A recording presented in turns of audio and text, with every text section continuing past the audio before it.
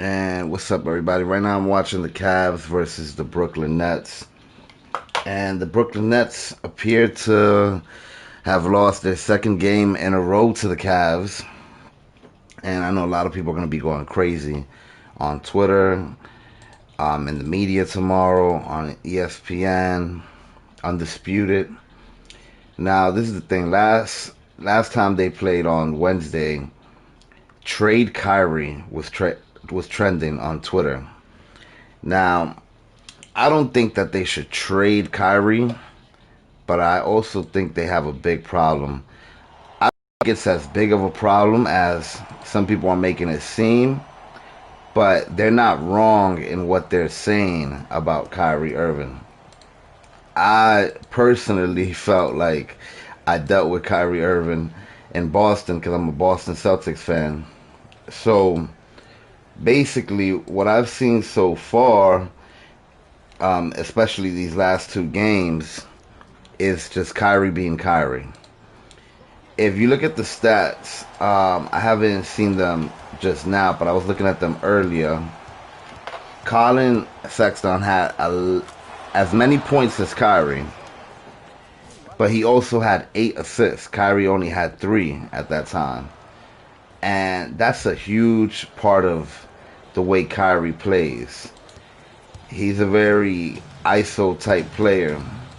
So what ends up happening is that people know when he has the ball, he's going to hog the ball. He's not going to share it too much. He's not going to kick out and pass it to somebody else.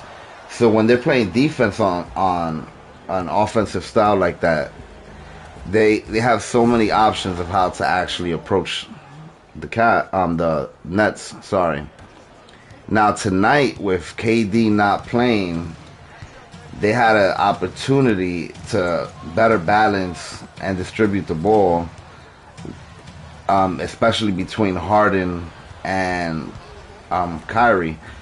When Kyrie was out and James Harden and KD played their first game against the Orlando Magic, they combined for 74 points. Tonight, I believe they've only combined for about 40, which is almost half of what KD and James Harden combined for.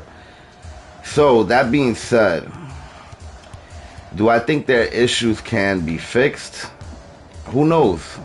Sure, why not?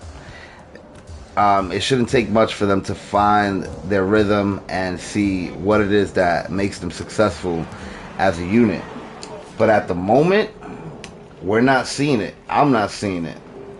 And that's hugely in part because of I don't want to put it all on Kyrie. It also goes back to the trade that they did for James Harden. But it's hard to say that it's only because they lost all their core players.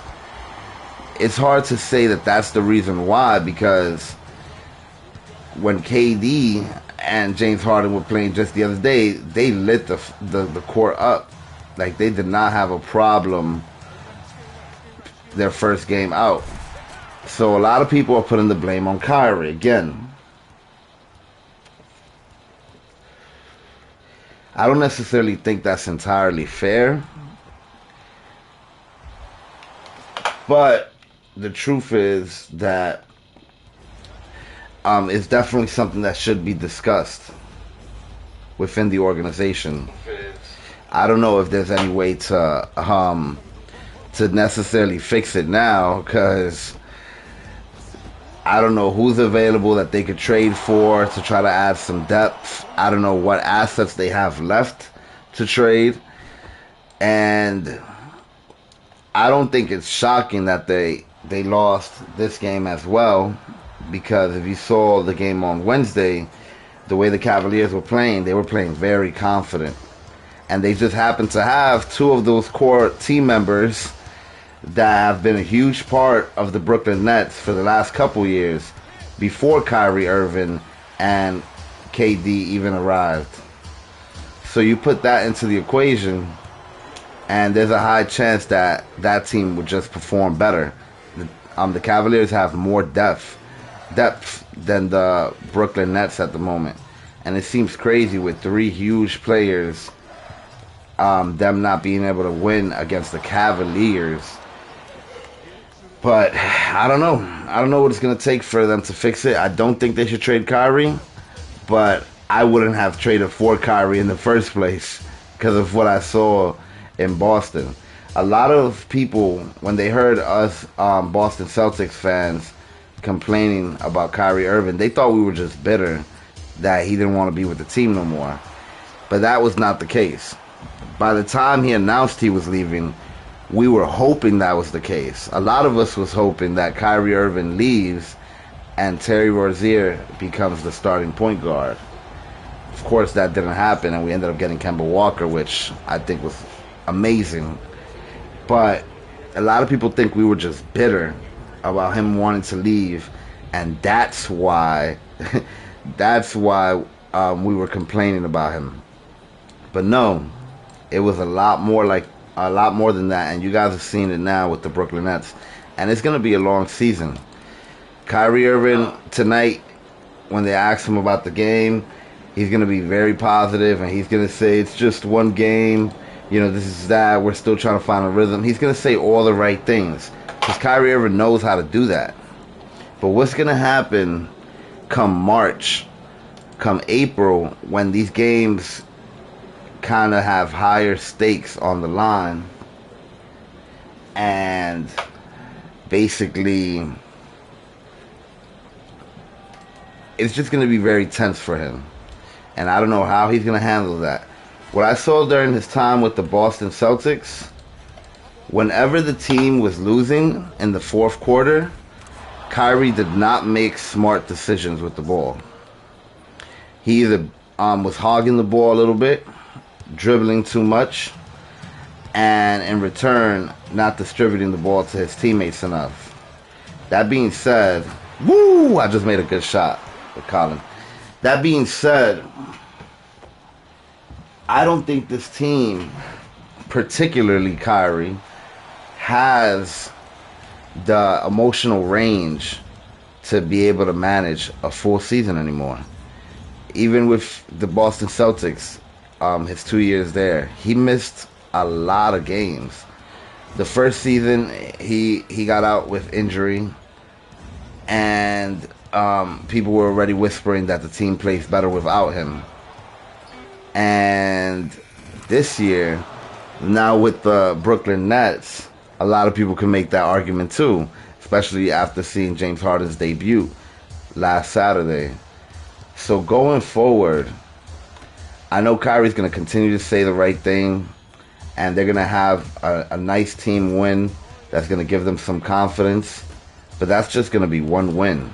It's a long season ahead of us, and what's going to happen during those games that a win or a loss decides where you're positioned in the standings and in the playoffs?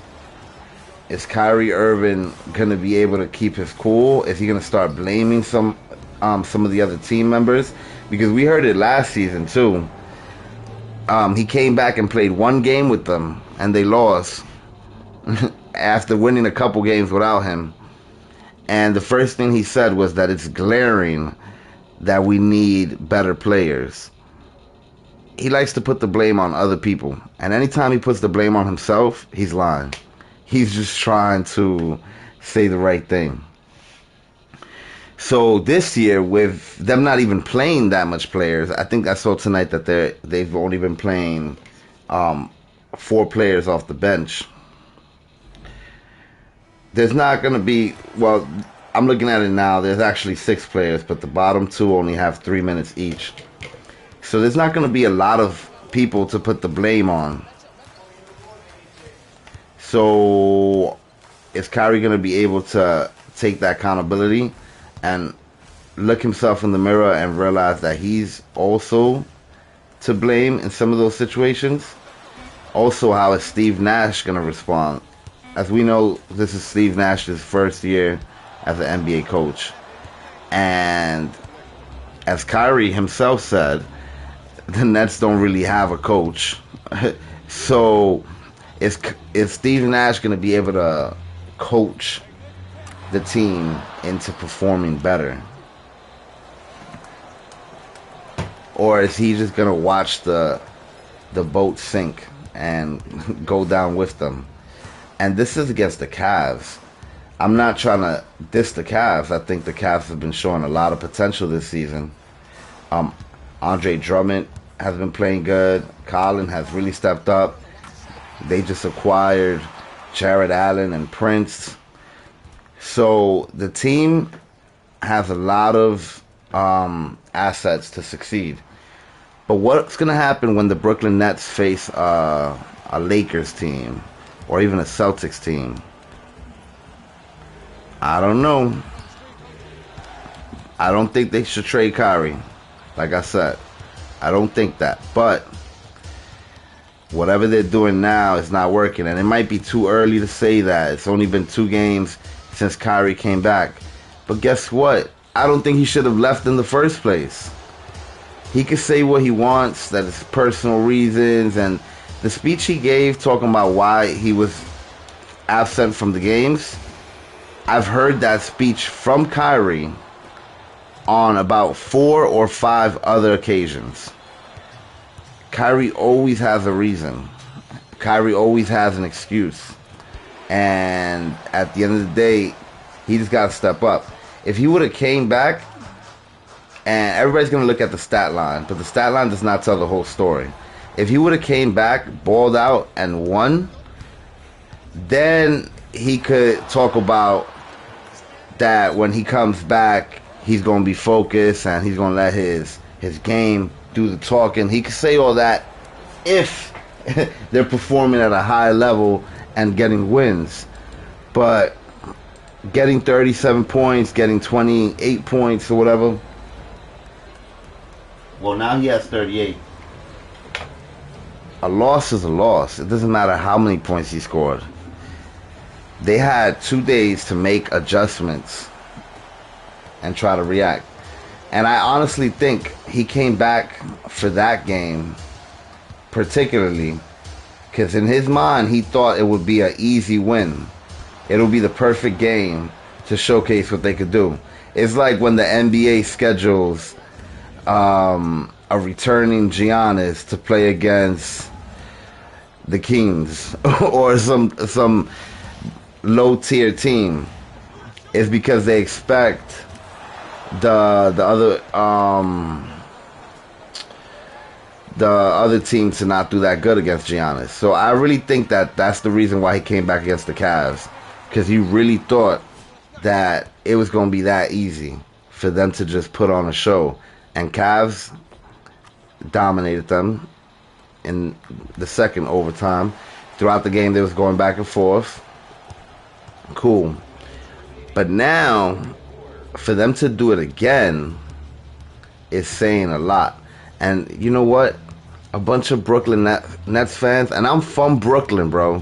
And I was a fan of the Nets from the Jersey days. But there's been a couple little things that I didn't like that the Nets did that made me feel some type of way towards them and not like them as much. And we could talk about that in another video. But the point is that Brooklyn Nets fans are going to say, and they're going to try to argue, oh yeah, so what if we lost to the Cavs again? The first game, they're going to use the excuse, oh man, it was Kyrie's first game. Yeah, Kyrie should have not been gone to begin with. So that's part of the problem. He think he could just go out, do whatever the fuck he wants, and it's going to be all good when he come back because he knows how to hoop. That's not true, and we're seeing that that's not true. That's going to be the excuse for the first game, that Kyrie just came back. Okay, he shouldn't have been gone to begin with, but okay. For the second game, you know what their excuse is going to be. They're going to say, oh yeah, you know, KD didn't play. That's why we lost. What? Y'all got Kyrie and Harden. Y'all can't use that excuse that KD didn't play. For I don't know how many years, I saw James Harden lead his team to victories by himself. carrying the whole team by himself. So I don't want to hear that the reason they lost was because KD didn't play. Because y'all have James Harden and Kyrie Irving. If I was Steve Nash, I will play James Harden at point guard. And I'll tell James Harden to touch the ball the most, be the distributor, and to score in most scenarios. And if it's not James Harden, then it's KD. And Kyrie, you could be like a JJ Redick. Like, you could be a role player. And let's try that. Let's see how that works. Because I've seen Kyrie as a point guard. I've seen as the main ball handler. I saw it in Boston. And for many reasons, it just does not work. Does not. At all. So, I don't know what they're going to do to correct that.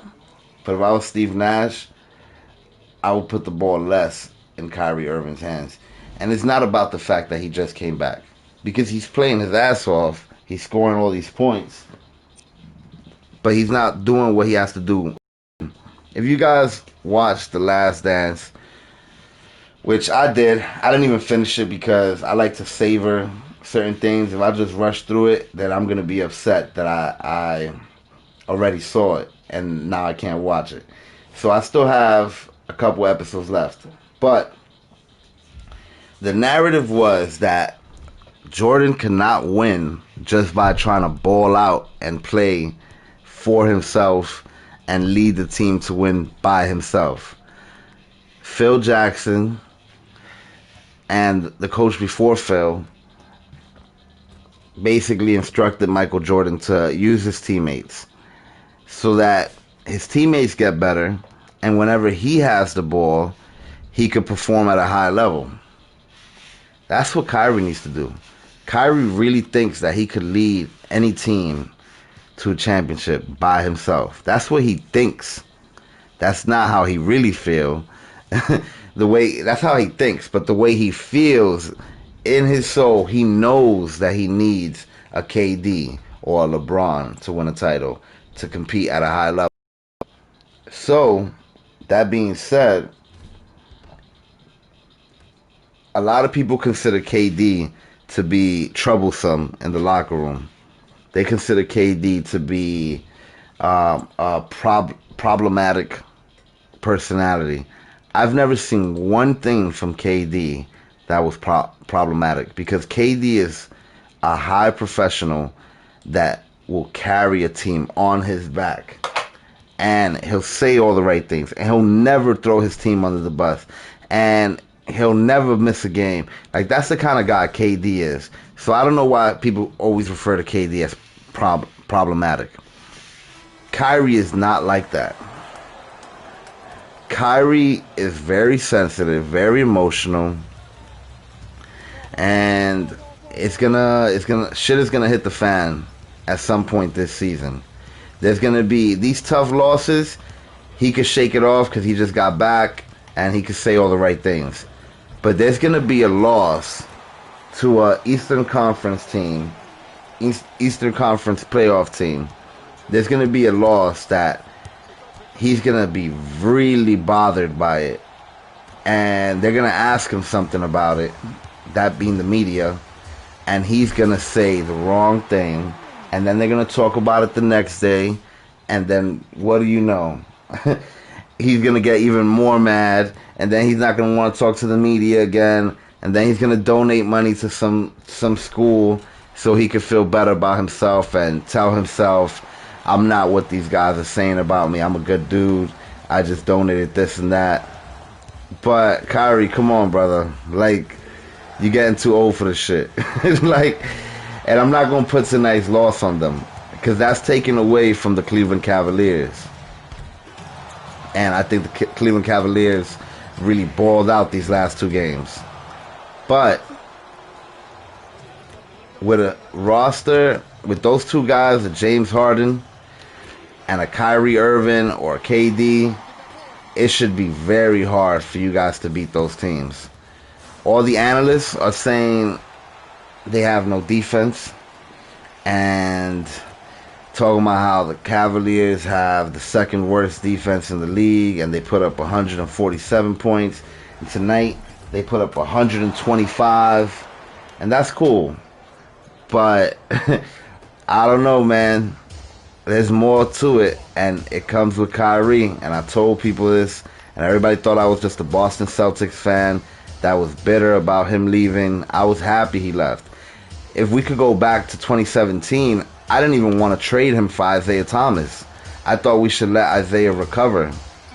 I thought we should let Isaiah heal up, and Isaiah would have came back and been ready for the playoffs from his hip surgery that year, because that's the kind of dude Isaiah was with the Boston Celtics. But I don't know, man. It's going to be crazy. What's up, YM? What's up? Hi Ammo. Harden too. When you said that, I think you were talking about Harden being like Kyrie as far as his ego and stuff, or did you mean Harden's kind of like KD, a professional? And what's up, Ian? I appreciate it. Shout out to Ian Extremadura. Plátano Maduro. So, I don't know, man. I think these last couple weeks have been very interesting. Particularly the last week has been interesting.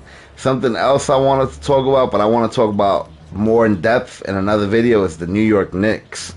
The New York Knicks blew out my Boston Celtics.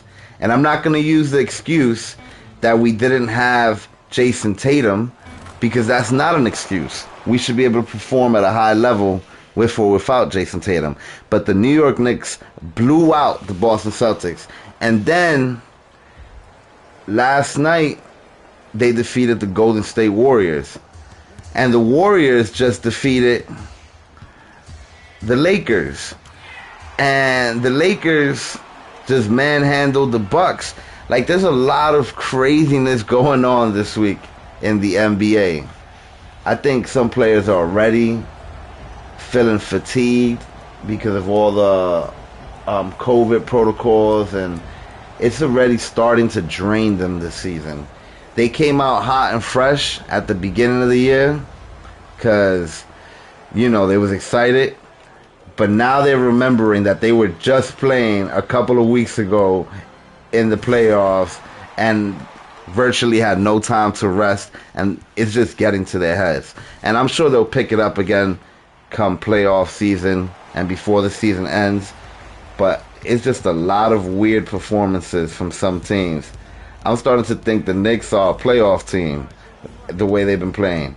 Then we have Orlando, who had a 7-game losing streak, but then won a crazy nail-biter against Minnesota Timberwolves. And Orlando has been a playoff team for the last couple years.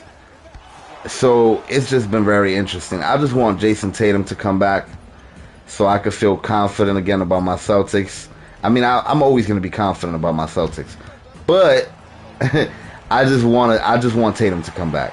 Because that Knicks blowout bothered me a little bit. It was uncalled for. So, that being said, that's the Celtics situation. Knicks, they might be a playoff team.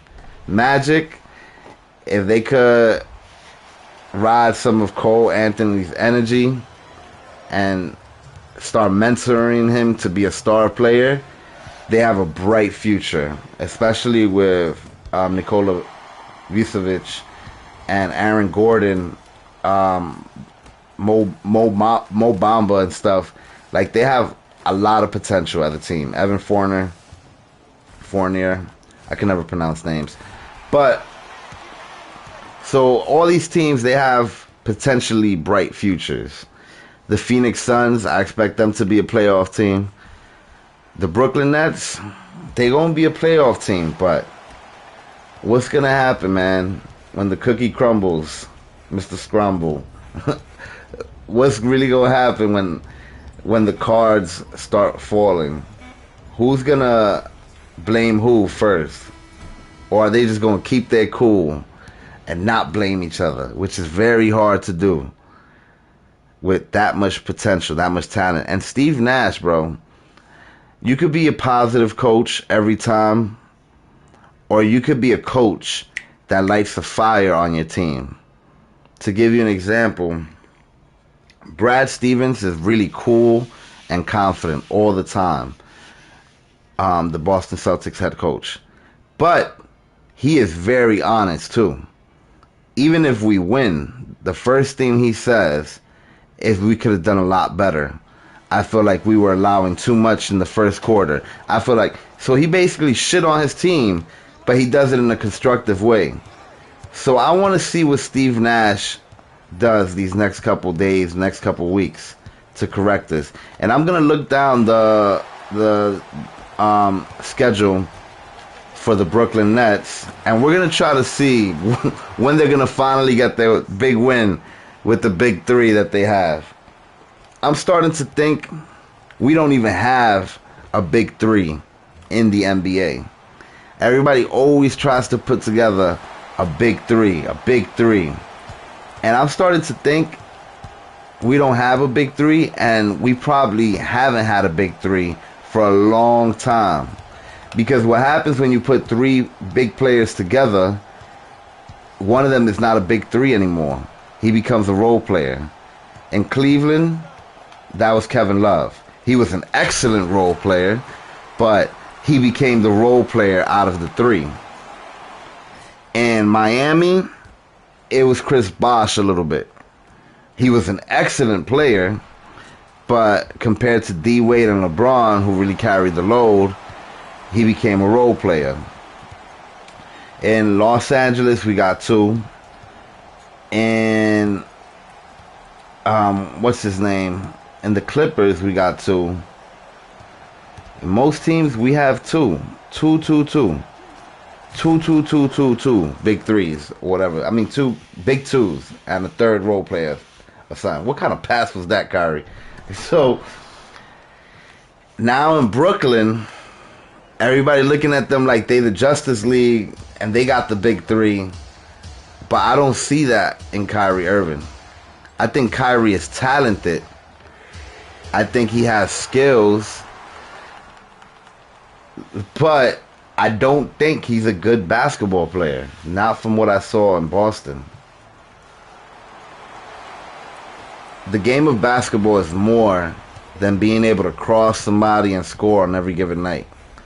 The game of basketball is about so much more than that. It's about controlling the game, being proactive instead of reactive, and really leading your team to victories. And not just in the court. Kyrie always talk about, oh yeah, you know, I'm going to show up. I'm going to show up when it comes to game time. I'm going to show up. You got to show up in the locker room too, bro. That's part of it. Like, that's part of the mentorship, the leadership, and the success. You can't be doing whatever the heck you want. I don't know when's the last time Kyrie played a full 82 game season. But every season he plays less and less games. And it's been like that for the last couple years. And they've attributed those to injuries. But as a Celtics fan, I questioned some of those injuries. Because what I saw was Kyrie miss a bunch of games saying he can't play. He can't play. His shoulder. Oh, he can't play. His shoulder hurts. He can't play. And then he'll come back and he looked fine. He's doing all these fancy spins, fancy that. So I'm just like, wait, I thought his shoulder was hurt. I thought his knee was hurt. Wait, I thought Kyrie was done. So I be confused. So now, the more he has these moments where he needs personal time off and so forth, it makes me think that maybe some of those injuries was personal time too. I don't think Kyrie cut out for it. And that's no knock on him. I don't know what kind of... I would never take away from somebody else's struggles or their stresses. Like if somebody says, oh, I'm so stressed, because I lost my cat. I would never say, oh, wow, that's not a reason to be stressed. And, make fun of them or discredit why they're upset. Because everybody's stress, everybody's problem is their own problem. And for them, it's just as important as somebody's mom passing away or somebody's grandfather passing away. For them, that's their stress, so that's what's, hurting them. But Kyrie, I don't know what he's going through, but I think he's soft, bro. And it sucks to call another man soft and kind of insult him for it. I'm not trying to insult him. I'm just calling it like I see it. One. Two, a lot of us who are tough and built tough, and we came from the struggle, and we had to scratch for everything we got. We take pride in being hard, and sometimes we take pride in having a hard life. And that's not something, that's a sad world we live in, that we take pride off of that. Because that's not something we should be proud of, that we lived in a bad neighborhood and we had a hard life. But in a case like this, I'm not saying Kyrie didn't have a hard life, but he not built for it, bro. He not built for it. He not built for it. If he had to deal with some of the shit I have to deal with, some of the shit my friends have to deal with, because some of my friends have dealt with more. I've had friends that lose somebody every day to gun violence. I have had friends that I lost to gun violence. One of my boys, his brother just got shot by a cop and killed. So everybody got something, right? But we all manage it differently. We all deal with it differently.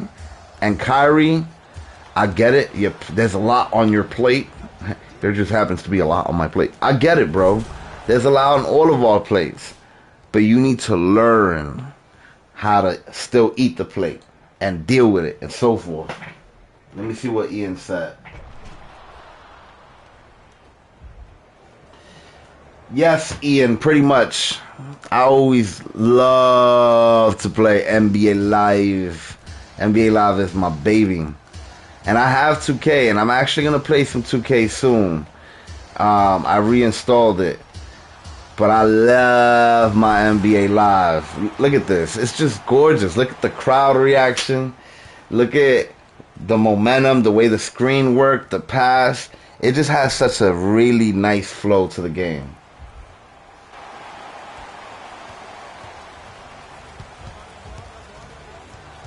Oh, Lakers is playing Bulls right now?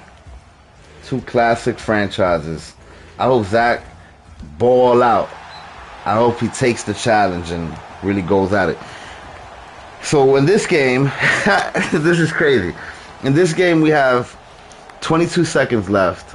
I'm playing as the Cavaliers, and we was losing by double digits in the beginning of the game, and that was usually because I was doing some adjustments to the stream on the computer, and I was basically talking to you guys, so I wasn't focused. So we was losing by double digits. And somehow, while talking about the Brooklyn Nets problems, I was able to come back with the Cavaliers and take the lead. It's like the Cavaliers are the Brooklyn Nets kryptonite. I wouldn't be surprised if the Brooklyn Nets are able to dominate the Milwaukee Bucks, dominate against the Celtics, dominate against all these teams, and if they were to face the Cleveland Cavaliers in a best-of-4 series, or best-of-7 rather, I think the Cavaliers could win. I'm just calling it right now. Yeah, I agree, Ian. I love the presentation, the detail on the court. I'm going to actually show you something after this timeout. I'm going to actually let the game play out, then I'm going to show you. But yeah, it's just crazy. I did not expect to come back in this game. They got Kyrie and James Harden, bro. Like, they're both over 90 rating in this game. I think my only player with an over 90 rating right now is Andre Drummond. I did not expect to win this game. And Right now I'm up by 5, so I can say that a little bit more confident. But with James Harden and Kyrie, I don't know. They could just hit a 3 real quick, foul, hit another 3. Ian asks, is it more fun to play NBA Live? For me, it is. The only thing with NBA Live right now is that the rosters, you would have to update most of them by yourself. The last time they did a roster update, oh, I missed that. Got it. So the last time they did a roster update was last summer. When Kawhi went to the Clippers, AD went to, or when I say last summer, I forget we're in 2021. I mean summer 2019. When Kawhi went to the Clippers, AD went to the Lakers, Russell went to the Rockets. So if you were to get the game, that's where they're at. Ultimate Warrior, Durant didn't play tonight. It was just Kyrie and James Harden. What's up, Brandon? How you doing, brother? So, once again, the Cavaliers have defeated the Brooklyn Nets. I'm telling you, they're there tonight. If they're to face off in the playoffs, I'm telling you, the Cavaliers will win. I'm calling it now. That's just how it is. I think he's just resting. Ultimate Warrior asked if he got hurt. I think he's just resting because this is his first season back after missing 18 months. And on Wednesday, the game went to double overtime. And he played like over 50 minutes. So I think they're just being safe and not putting too much on him and letting him rest. So he'll probably be ready for the next Brooklyn Nets matchup. No, this is play now. So as I was saying, Ian, I have to update the rosters myself. So that's the only bad thing about NBA Live, having to do that, update it. I wish EA would just give y'all a little update, a small little roster update. That's it.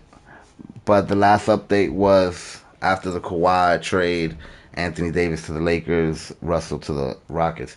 So you have to, whenever you want to do a matchup, you will have to go into the rosters and update them yourself. But other than that, I love this game. Look at play of the game. I'm gonna run that back. Who was the player of the game? Who was the player of the game? Collin, Sexton. Yes, Soldier Girl. I usually do the quarters, 15 minutes. You know that. Unfortunately, tonight I have to head out. That's why I did this one so short. Kyrie Irving was the cold player of the game, bro. Like, I know that's not what happened in real life, but I'm just saying, the game don't lie. It's just a funny coincidence that Collin is the player of the game, Kyrie the cold player of the game. And they was balling out in the first quarter. In the first quarter, they was smashing me. I was down by like 14. And I was talking and I was distracted. And somehow we just started balling. Collin hit a 3. Matthew Dellavedova hit a 3. Prince hit a 3. We was just balling. I'm going to look at these stats right now. Because I don't know how we came back, to be honest. Alright, so we shot 51%. We both made the same amount of shots. But my team made more free throws. And we made one more 3. Let's see right now. I had 15 bench points. They only had 10. We had 34 points in the paint. They only had 30. There goes that depth. They don't have enough people that could dominate the post, dominate the rim like they did when they had Jared Allen. Let me see some of these stats right quick. Oh, Kyrie only played 7 minutes.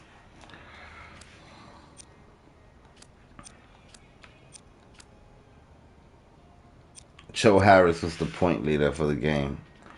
With them having James Harden and Kyrie, they each made 3 shots. 6 shots combined.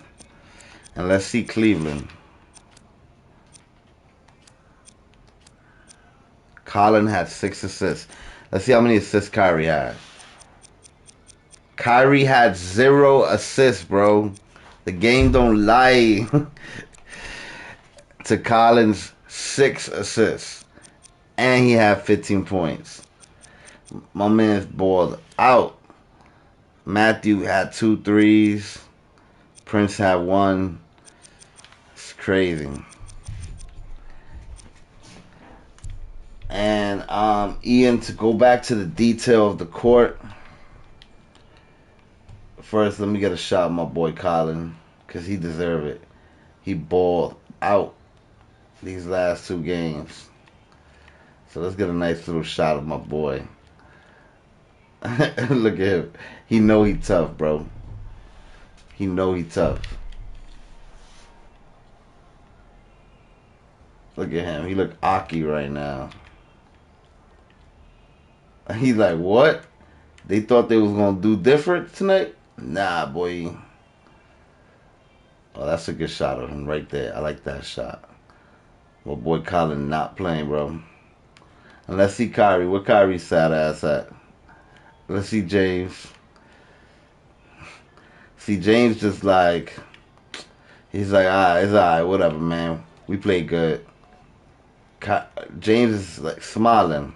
Where's Kyrie's miserable ass? Where Kyrie at? Look at that. They didn't even have him on the court for that last. Oh, he right there. No, that's not even Kyrie. Where Kyrie's ass? He got to be on the bench next to KD asking him what happened. Look at Kyrie. Kyrie looks salty, bro. Why is James Harden smiling, but Kyrie look tight?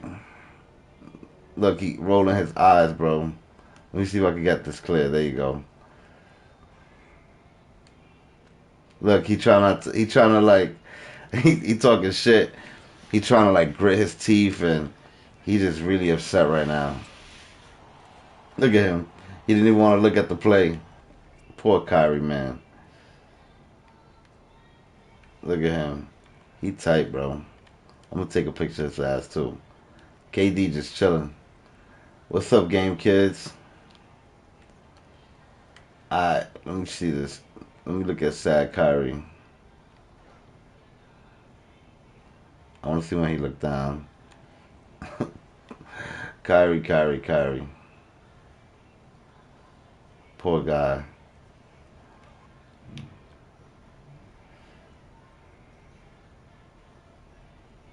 He not having it. My God, Kyrie Irving. What's going on, brother? And he's not really my guy. I don't know him. But I wish I could just talk to him sometimes. So I could just give him some advice. I'm older than him. I'm not saying that makes me smarter than him. I'm not saying that, but I've been through a lot. I've seen a lot. I wish I could just give him some advice, man to man. And I live in Brooklyn, bro. Just hit me up. Like, so we could talk it out. And I could tell you, and you could tell me what you feel, and I could tell you what I feel, and what I think is the best next move. But I'm not a therapist. I'm not a guru. Maybe I can't help him. Maybe he doesn't feel he needs help. But it's glaring. It's glaring that he needs to do better. So we'll see. We'll see what comes out of all this. The season is far from over. So it's gonna be very interesting. See, I don't know. Kyrie and KD, I really feel, are a package deal. So if Kyrie was to play for another team besides Brooklyn, it would not. I don't think it would be anytime soon. And I think Kyrie will have to not be in the Brooklyn Nets anymore, because they feel like they set this whole thing up. Like, they was ready. It was ready to ball out. So to talk about some of the details on the court, because somebody was mentioning, Ian was mentioning, the court has scratches. You can see real life reflection, and what I mean by real life, it's not fake. Like, look, bam, you can see James Harden right there. Some games, the reflection is always there, and it's not a real reflection. But look, you can see the players on the side. You can see the whole reflection on the court. The court has a bunch of scratches. It has even more scratches in the paint. They got the little cameras in the back. They got the security guards. The security guards got a little gun. This is the only basketball game that has a gun. Technically. It's hard to see right there, but... And then you got these kind of shots. I love these shots. Look at that girl just jump up.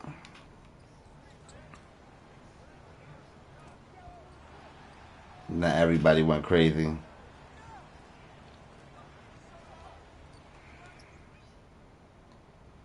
So I don't know, man. I don't know what's going to take Kyrie. It's going to take something, brother. Let me see something.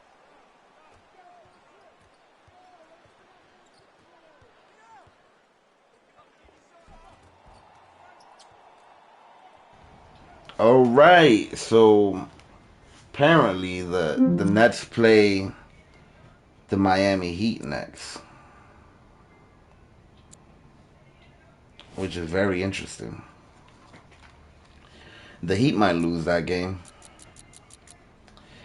even if they're a better team than Cleveland. It's not about what team is better. It's usually about how the teams match up. So the Heat might lose that game. But if the Heat win, and all of a sudden the Nets are on a big losing streak, best believe there's going to be a lot of people getting nervous in the Brooklyn Nets organization. They're going to wonder, okay, so why is this happening? Why are we losing? I don't know, man. It's going to be pretty interesting.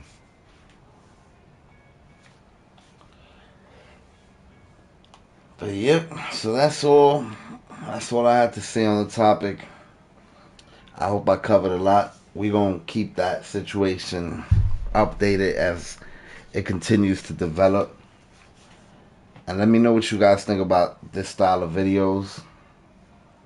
Instead of just having the commentators talk, me talking about something that's going on in the league and so forth. As far as that Lakers and Bulls game goes, I'm not 100% sure. I have to make a couple phone calls and I have to see what I'm going to end up doing as far as staying here or leaving. But I appreciate you guys so much. I appreciate you, Soldier Girl or Solider Girl. Brandon, Ian, Game Kids, Ultimate Warrior, anybody who commented, anybody who dropped in, I appreciate you guys. Thanks for watching. Subscribe for more videos. I'm going to close the stream in about 3 minutes. Peace.